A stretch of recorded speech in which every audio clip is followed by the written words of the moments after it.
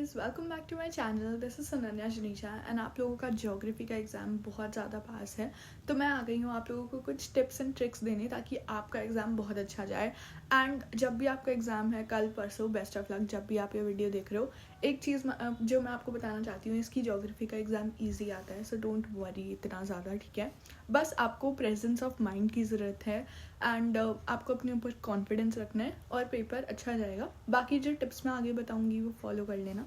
तो let's get started. देखो, long answer based questions जो आएंगे ना, उसमें तुम्हें फ्लो चार्ट्स बना के आने हैं, ठीक है। और मतलब फ्लो चार्ट्स बनाना हमने बहुत बड़ी चीज़ बना दी, but it's actually really easy. जो भी पॉइंटर्स हम डालेंगे ना उसमें, हमारे आंसर में, हमें बस ऊपर लाइन बनानी है और ऐसे ऐसे फ्लो चार्ट बना के उनके बारे में उनकी हेडिंग्स लिख देनी है, ठीक है।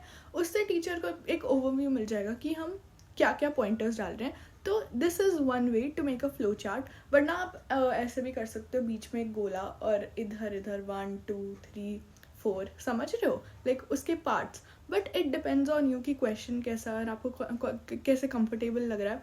कभी कभी हमारे पेज के नीचे थोड़ा सा ही जगह बचती है, हम वहाँ बना देते हैं।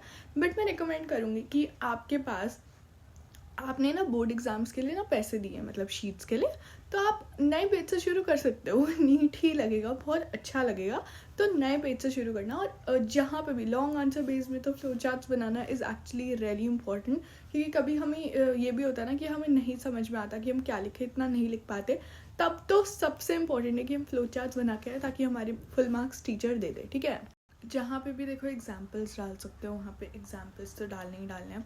और जैसे 5 मार्क्स का क्वेश्चन है, ठीक है, तो 5 से थोड़े से ज़्यादा ही लिखना, ज़्यादा मतलब 7 8 तो लिख ही देना, ताकि एक वो रहे कि ठीक है, इनमें से कोई एक पॉइंट भी टीचर को नहीं पसंद आया तो वो आगे बढ़ सकता है कि ठीक है, उनको पता है कि मुझे आता है, ठीक है। रादर देन अगर 5 मार्क्स का क्वेश्चन है तो बस हम 6 पॉइंट्स लिख के आ गए, तो टीचर इतना कन्विंस नहीं होगा आपको मार्क्स देने के लिए, ठीक है। तो आई वुड से कि 7 से 8 तो पॉइंट्स डालना ही डालना 5 मार्क्स के क्वेश्चन में। अब तुम कहोगे दीदी यार क्या बोल रहे हो, मतलब इतने पॉइंट्स कहाँ से लाएंगे। तो बेसिकली ये नहीं है कि तुम्हें पॉइंट्स बहुत लंबे लंबे लिखने हैं, तुम एक पॉइंट को भी थोड़ा सा ऐसे करके लिख सकते हो, डिवाइड करके, इफ़ दैट्स पॉसिबल। बट ज़्यादा पॉइंटर्स होना इज़ ओके, बट अगर छोटे छोटे पॉइंट्स भी हैं तो दैट वर्क्स की 1 2 लाइन की, ठीक है, ऐसी कोई दिक्कत नहीं है। आपके पास जितनी इन्फॉर्मेशन है उतनी ऐड कर लो, आपको कुछ एक्स्ट्रा ऐड करने की इतनी ज़रूरत नहीं है, ठीक है। देखो गाइज, अब मैप बेस्ड क्वेश्चंस पे आते हैं, ठीक है। एक तो करेक्टली लिखना क्वेश्चन, कौन सा पार्ट तुम अटेम्प्ट कर रहे हो, ठीक है। और उसके बाद जो मैप है उसमें अगर कोई पर्टिकुलर मतलब मार्क करने के लिए कहा है ना, तो तुम उस पूरे एरिया में ऐसे क्रॉस क्रॉस लगा सकते हो पेंसिल से। ऑब्वियसली पेंसिल ही यूज़ करना मैप में, है ना। पेंसिल से ऐसे क्रॉस क्रॉस लगा देना, या फिर स्लांटिंग लाइन्स, जो भी तुम लगा सकते हो, और वहाँ पे फिर ऐसे मार्क कर सकते हो, ठीक है। अब लोकेशन थोड़ी सी इधर उधर हो सकती है, that's not the problem. But अगर तुम कुछ पर्टिकुलर लोकेट कर रहे हो ना, तो उसको लोकेट करके ब्रैकेट में उसके पर्टिकुलर स्टेट का नाम लिख देना, ठीक है। मैंने ना एक टॉपर की प्रेजेंटेशन शीट देखी थी, तो उसमें वो बता रही थी कि वो साइड में, जैसे अगर पोर्ट्स वाला क्वेश्चन है तो वो फ्लो चार्ट की जगह मैप ही बना देती हैं, ठीक है। और उन्होंने मैप बना दिया था वहाँ पे, एंड वहीं से ही उसी पे ही रिप्रेजेंट कर दिया था, लाइक ये पोर्ट्स हैं। तो that is such a creative way. इसके बाद कैसे टीचर आपको 100 में से 100 नहीं देगा यार, आप वहाँ बैठ के मैप बना रहे हो। And it's not a very difficult task. अगर आप ज्योग्राफी के स्टूडेंट हो, आपको पता होता है मैप बनाना कैसे है, ठीक है। But that is so creative.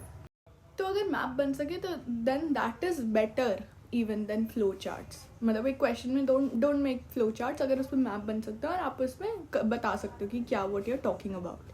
क्योंकि मैप जो है वो तो आपको वैसे भी क्वेश्चन पेपर में आएगा, आप बस सेम नीचे वो कर सकते हो ड्रॉ वो करके, एंड देन आपको बस पता होना चाहिए कहाँ पे क्या है, एंड देन सिंपल है।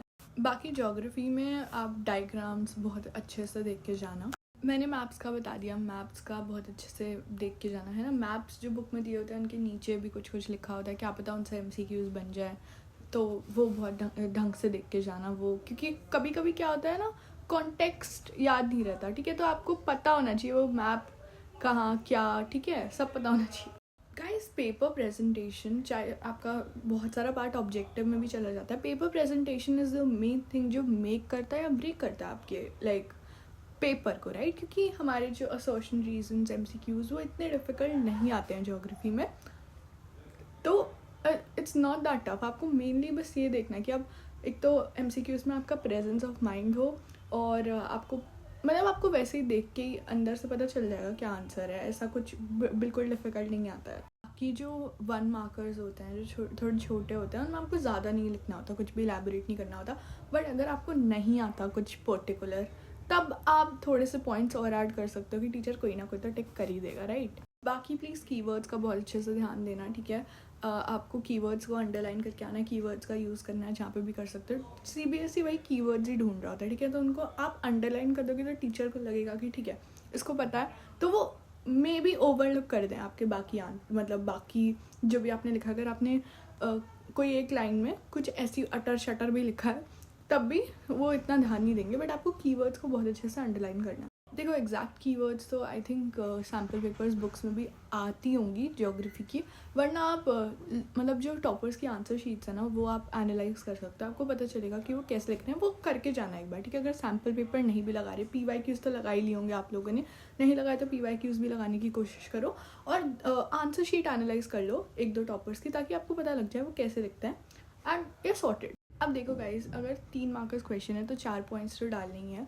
और कैसे बनाओगे 4 पॉइंट्स? जो फर्स्ट पॉइंट होगा ना उसको तुम जस्ट जनरल इंट्रोडक्शन डाल देना. अगर किसी पर्टिकुलर चीज़ के बारे में पूछा उसको इंट्रोड्यूस कर देना फर्स्ट लाइन में, और फिर क्वेश्चन को आगे एलैबोरेट करना उससे लिंक, ठीक है. I hope that is understandable. I think this is enough. मेरे को ज़्यादा बड़ी वीडियो नहीं बनानी है बिकॉज आई नो आप लोगों को थोड़ा लग रहा होगा. मुझे कुछ भी याद आता है तो मैं 2 सेकेंड में सोच के आपको बताती हूँ. अगर आपको ऑनलाइन नहीं मिल रहा तो आप ट्विन ब्रोस को रेफ़र कर सकते हो. अगर आपको कोई चैप्टर अभी भी दिक्कत आ रही है तो आप रैपिड रिवीजन या फिर फंसना पक्का है, इंपॉर्टेंट क्वेश्चन देखना है तो पिछले साल की फंसना है पक्का है सीरीज़ देख सकते हो ट्विन ब्रदर्स की.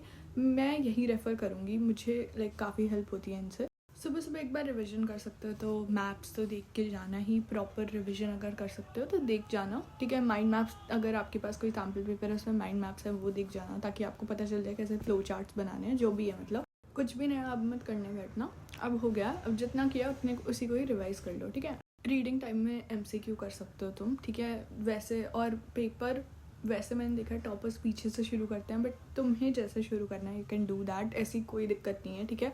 बाकी ऑल द बेस्ट, बहुत अच्छा जाएगा paper, don't worry too much, ठीक है. या thank you so much for watching the video. Bye.